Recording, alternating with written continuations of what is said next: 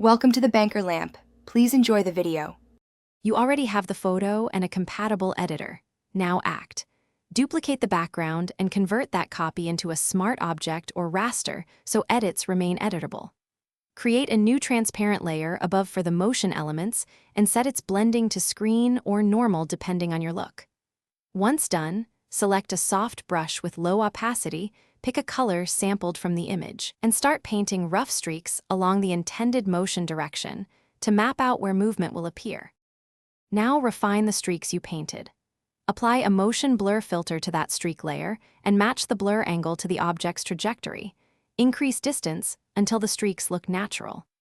Add a layer mask and paint with soft black to hide motion over unwanted areas like faces or rigid edges, preserving clarity where needed. Make multiple streak layers at different blur distances and opacities to create depth, and adjust brush sizes so nearer parts feel thicker and closer to the camera. Finish by blending and balancing.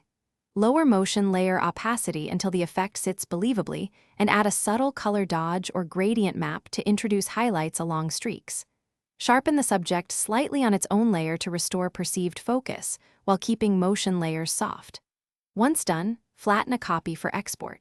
If you see halos or unnaturally hard edges, make sure to refine your masks, feather their edges, and reduce motion blur distance. This removes artifacts and keeps the movement convincing. Thanks for watching. If this was helpful, leave a like and consider subscribing. See you next time.